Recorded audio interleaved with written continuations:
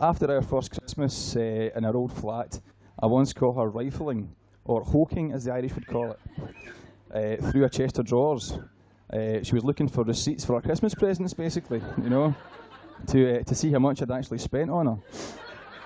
But the funny thing was, I caught her red-handed, and I just kind of went, and she immediately turned round like a scalded cat and burst into tears. You know, but she really had no need to worry, because I actually found it very amusing, and thankfully I spent quite a bit that year, so I came out smelling the roses, you know. So anyway, just lastly, I would just like to ask you to raise your glasses and stand up again, and toast my beautiful wife, Mrs. Davison. Good. It's good. Thank you.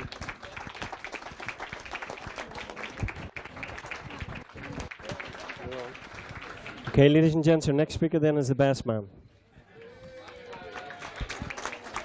Thank you all very much. Good afternoon, ladies and gentlemen. I hope you're all having a great time today. I would like to start by thanking David for his kind words on behalf of myself and the bridesmaids, Leona, Charlene, Carla and Nicola, who I think you'll all agree have done an excellent job today and are looking particularly beautiful. I would also like to thank David and Debbie for asking us to be involved in this unique and special day. I know they've both put a tremendous amount of work into the planning of this wedding, especially Deb, who again I think you'll agree looks absolutely stunning.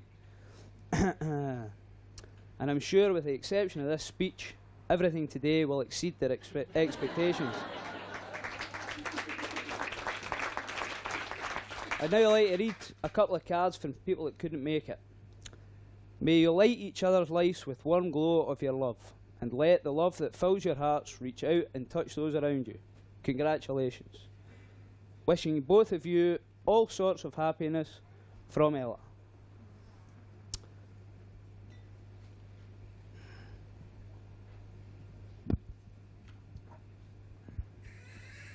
We are so sorry that we cannot be here for your special day. Have a fantastic time and a long and happy life together. Hope to see you both very soon. Love, Nicola, Joe, Laura and Anne. Okay, everybody.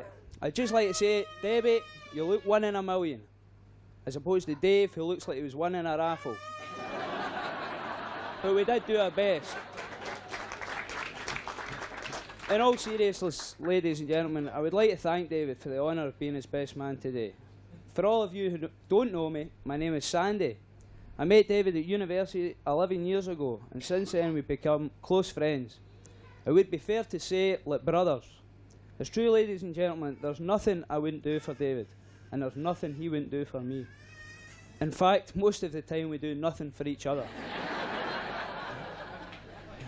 I must admit, though, not being known for my public speaking, I was slightly nervous about standing here giving a speech. However, I couldn't help but notice that there was a bet on about the length of the speeches. So having backed myself at 2 hours and 20 minutes, I must apologise in advance. All I can say is sit back and enjoy the ride. It was, of course, a great honour to be chosen as the best man, and it was clear to me that the most challenging part of it would be the speech, if only because of having to select a few from a long list of Dave's embarrassing moments. Indeed, where to start? One such story is a tale from sunny Spain, where David and Debbie were recently on holiday. Keen to catch some sun, they decided to spend some time sunbathing, and after finding the most isolated corner on the beach, they lay down to work on their tan. Dave, however, not being content with ordinary sunbathing and always keen to try local customs and traditions, decided to go nude. And after a final wee check to make sure they were alone, he settled down to read his book. Unfortunately for Dave, they were not alone. Realising this, as a couple from the same hotel approached, David, with his book in hand, used some quick thinking to cover his embarrassment by putting the book over his face and pretending to fall asleep.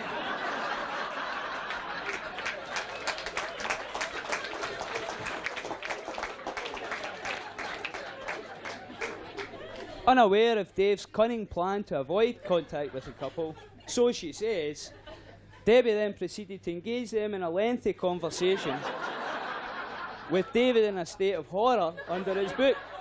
Needless to say, ladies and gentlemen, it wasn't just the sun that gave Dave a red face that day.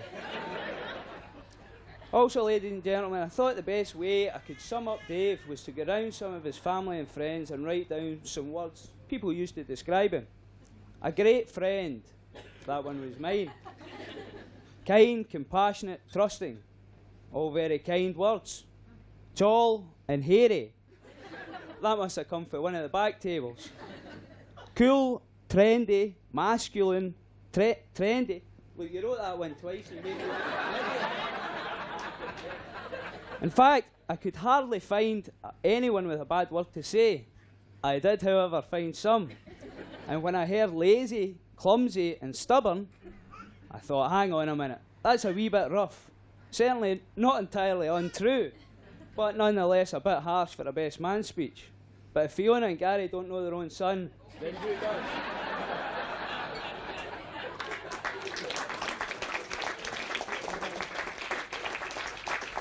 But seriously, I just have to say how lucky you are, David. You leave here today having gained a wife that's warm, loving and caring. A wife who's both funny and beautiful. And Debbie, you leave here today having gained a gorgeous dress and a lovely bouquet of flowers. Well, I won't keep you any longer, people. I know David's dying to buy all a drink at the bar. It just remains for me to say it's been an honour to be standing here as your best man and to finally see David and Debbie tie the knot. It now gives me immense pleasure, not to mention relief, to invite you all to stand and raise your glasses to a toast to the new Mr. and Mrs. Davison. We wish them well for the future and hope they enjoy a long and happy marriage. Ladies and gentlemen, David and Debbie.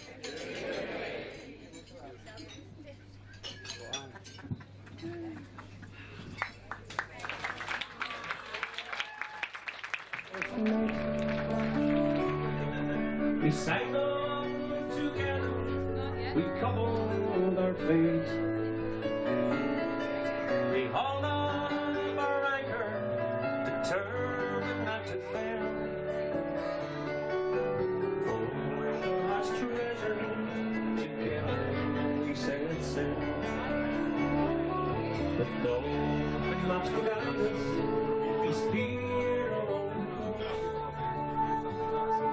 We rode out the storms when the winds were in force. We sat on the docks in patience and hope, working together like we were bound. Life is an ocean and love is a boat. In trouble waters, it keeps us afloat. When we started the voyage, there was just me and you. Now, gathered round, we have our own crew. Together in this relationship, we built it with care to last the whole trip. Our true destinations is not more than we chart. We're navigating the shores of the heart. Life is an ocean and love is a boat. In troubled waters, it keeps us afloat. When we started the voyage, there was just me and you. Now, gathered round us, we have our own crew.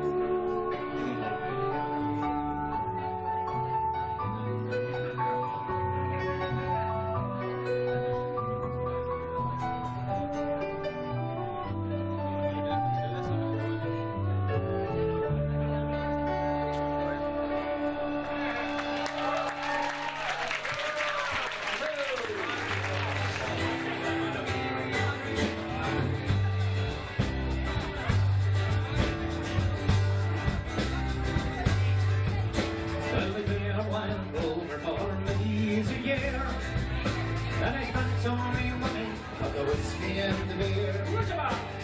Now that I'm returning with the golden brick store, but the April will play the wild over no more, and the snow they never, no they never no more.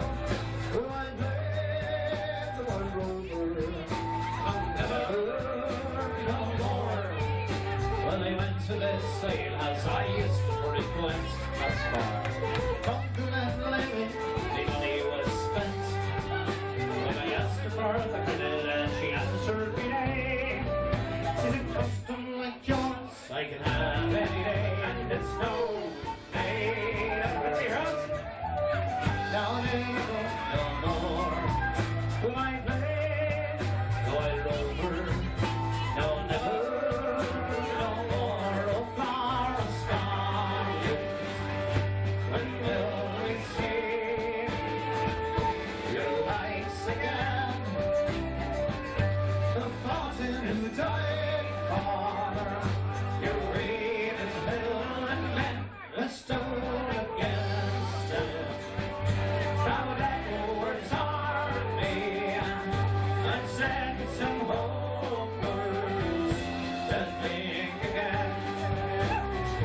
Ah, these hills are bare now, out of the leaves. They light the candle, and the land that we lost now, we so clearly held a stone against it.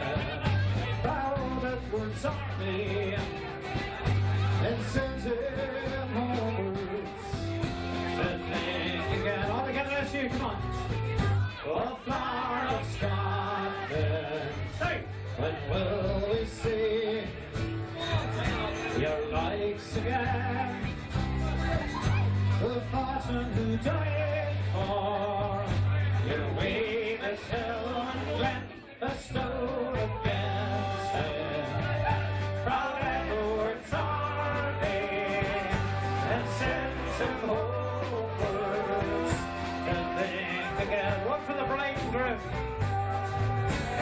Daisy, Daisy, get near and subdue. I'm mad crazy of the love of you. It won't be a stylish marriage, I can't afford a carriage, but you sit upon the seat of a bicycle late to oh, and it's no day never.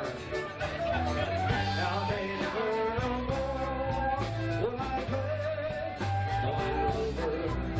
No, never no more, no, and it's no day never. Now they never no more will I play the wild rover. No, never no more.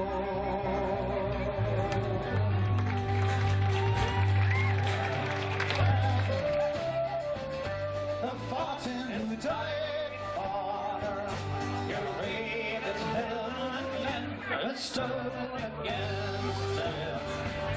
Proud Edward's army and sent some homewards to think again.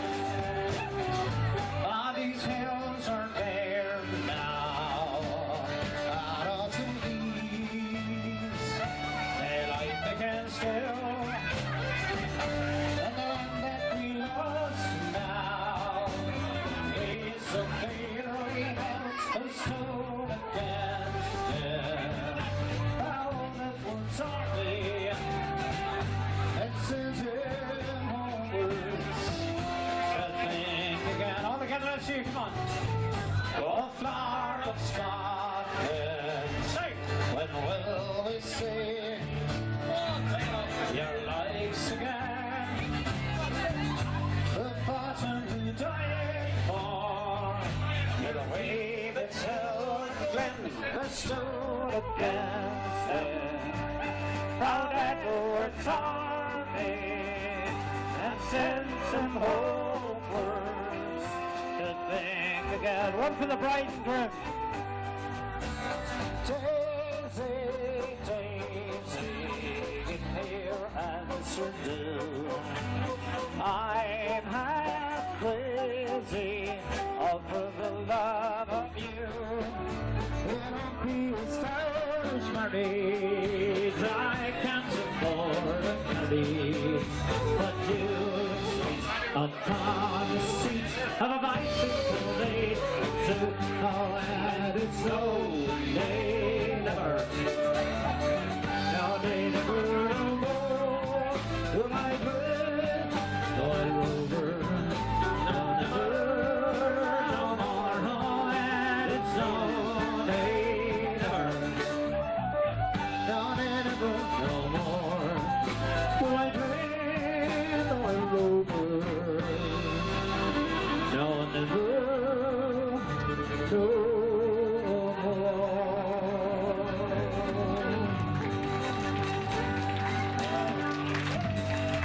Another seat, thank you. So right there, when I give her a twirl, when I ask my heart to a Galway girl.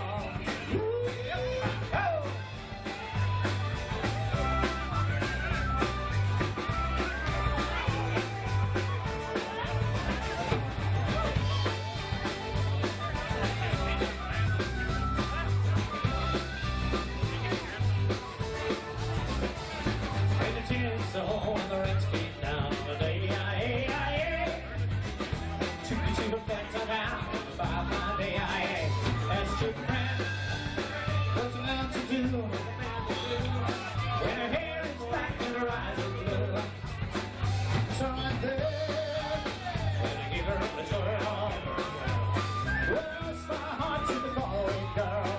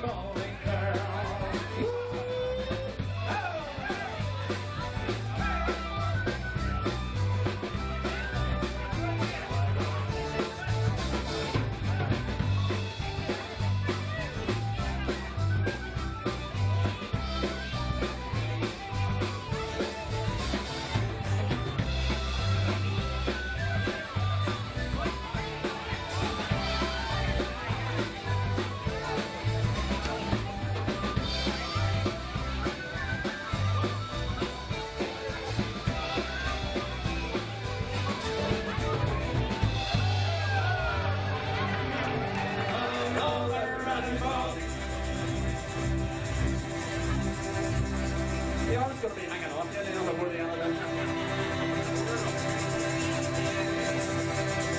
Down in the valley, I went in that boat, there was that tree, a rare tree, and a hunting tree, in the hole, in the hole, in the bog, in the boat, down in the valley. Hey, all roll the rafting bog, down in the valley, oh, all roll the rafting bog, down in the valley, oh. And that tree, there was a branch, a rare branch, a sparkle branch, the tree, and tree, in the hole, in the hole, in the bog, in the boat, down in the valley, oh, and all roll the rafting bog.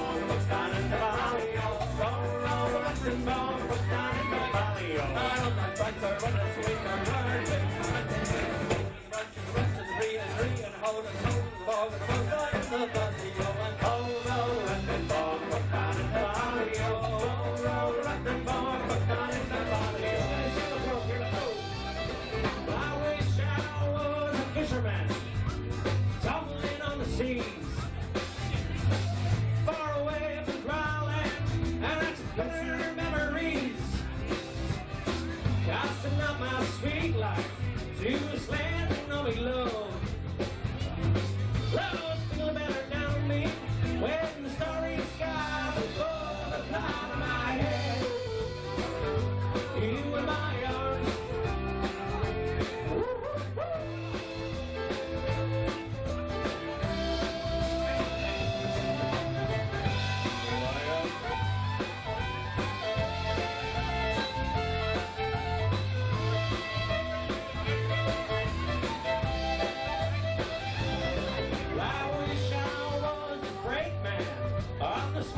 Fever train, crash on head on to the heart.